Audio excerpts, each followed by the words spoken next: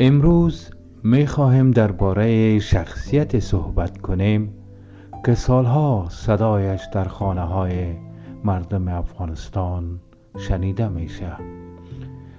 مردی که بسیاری او را بخشی از فرهنگ و هنر این سرزمین می دانند. دکتر ناشناس.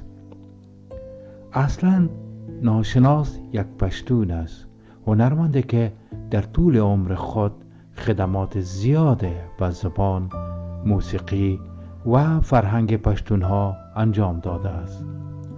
نسل‌های زیادی با آهنگ‌ها و اشعار او خاطره دارند و او را به عنوان یک چهره فرهنگی احترام کردند.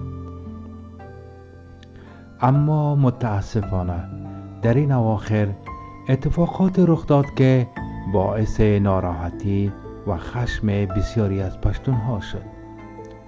گفته می شود که شماری از افرادی که خود را روشنفکر معرفی می کنند، مخصوصاً بعضی حلقات متعصب تاجیک، این مرد نزدیک به 90 ساله را تشویق کردند تا علیه قوم خودش سخنان تند و توهین آمیز بگوید. سخنانی که نه تنها باعث رنجش پشتونها شد، البته به تاریخ و هویت این قوم نیز توهین تلقی گردید.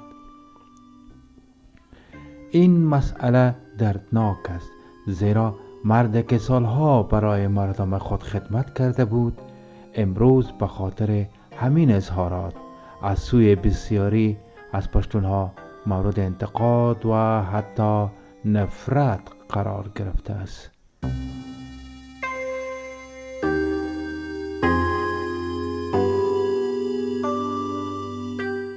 اما پرسش اصلی اینجاست: چرا باید یک هنرمند سال خورده وارد بازی های قومی و سیاسی شود؟ میان اقوام افغانستان نفرت ایجاد کنند. هیچ قوم بدون تاریخ نیست. هیچ ملت بدون هویت زنده نمیماند و هیچ روشنفکر با توهین به فرهنگ و تاریخ دیگران روشنفکر واقعی نمی شود.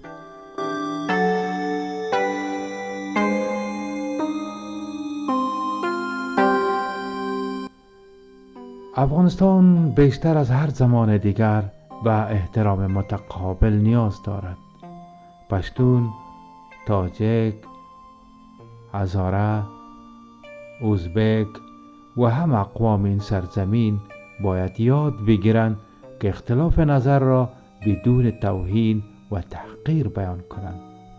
نقد حق هر انسان است، اما توهین به تاریخ، هویت و احساسات میلیون ها انسان فقط آتش دشمنی را بیشتر می کند. دکتر ناشناس برای فرهنگ افغانستان زحمات زیاد کشیده است و هیچ کس نمی تواند آن خدمات را انکار کند. اما شخصیت های فرهنگی باید بدانند که سخنان آنان می توانند مردم را متحد یا از هم جدا کند.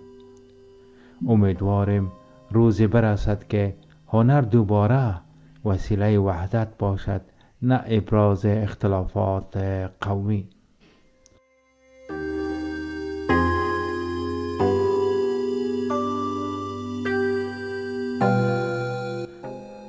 اگر شما هم باور دارید که احترام میان اقوام مهمتر از نفرت است، این ویدیو را شریک کنید و نظر خود را در کامنت ها بنویسید.